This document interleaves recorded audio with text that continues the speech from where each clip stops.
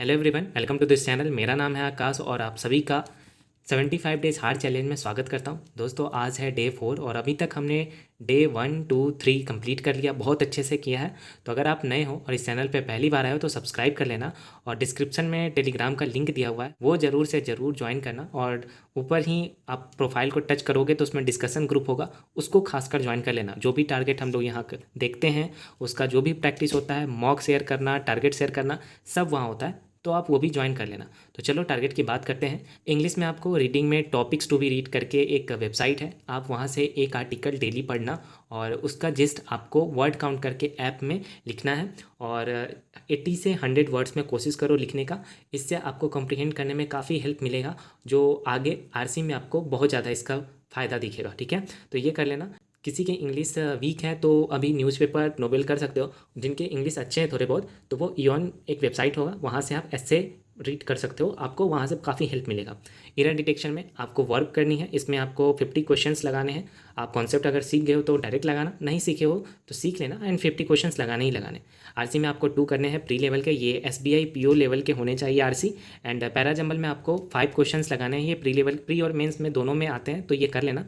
और वोकैब में आप वर्ड पावर मेड ईजी का लगभग 42 सेशन है, तो आप 2 सेशन भी करोगे। एक सेशन में 10 रहते हैं वर्ड्स, तो आप 2 सेशन लगाओ, काफ़ी अच्छा रहेगा। एक घंटा भी दोगे तो 11 दिन में आपका खत्म हो जाएगा, 10 से 11 दिन में खत्म हो जाएगा, तो ये कर लेना। इसके अलावा आपको एक सेक्शनल मॉक देना है। जो इंग्लिश ले RRB को टारगेट कर रहे हो तो वो हिंदी का मॉक लगाना, और जो सारे एग्जाम को टारगेट कर रहे हो वो इंग्लिश का सेक्शनल मॉक ज़रूर लगाना। जो बिगिनर्स हैं अभी वो इंग्लिश का सेक्शनल मत लगाइएगा, अभी सिर्फ आप प्रैक्टिस करो, कॉन्सेप्ट सीखो, बस आपको यही करना है। ठीक है, क्वांट की बात करो तो क्वांट में स्पीड मैथ्स में आपको 2 से 30 तक टेबल तो याद करना ही है, हमेशा याद करना। उसके अलावा स्क्वायर 2 से 50 तक, इसके ऊपर का आप सीख लेना अगर नहीं सीखे हो तो।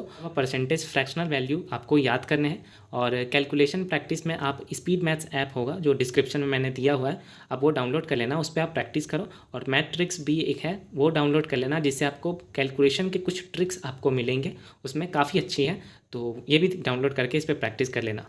सिंप्लीफिकेशन में आपको 25 क्वेश्चंस लगाने हैं। और नंबर सीरीज़ में आपको, अगर बिगनर हो तो आपको सबसे पहले सीखना है पैटर्न कैसे क्या है, और उसके बाद आपको 10 क्वेश्चंस लगाने हैं। रिपीटर्स आपको दोनों करने हैं, 25 क्वेश्चंस सिंप्लीफिकेशन के, एंड नंबर सीरीज़ आपको 10 क्वेश्चंस लगाने हैं। उसके अलावा क्वाड्रेटिक इक्वेशन आपको सीखनी है, और जो रिपीटर्स है वो मेंस लेवल के क्वाड्रेटिक इक्वेशन सीख लेना और उसके कुछ प्रैक्टिस कर लेना।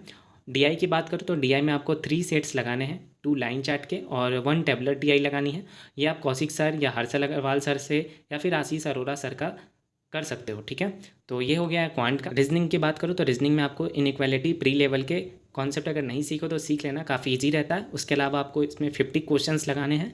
एंड कोडेड इनइक्वालिटी आपको सीखना है, जो आपको मेंस में काफ़ी पूछे जाते हैं, तो ये सीख लेना। आप संजय सर से या फिर ध्रुव सर से सीख सकते हो इसको, तो ये कर लेना। और इसमें सीखने के बाद 3 सेट्स यानी 3 क्वेश्चंस आप लगा लेना।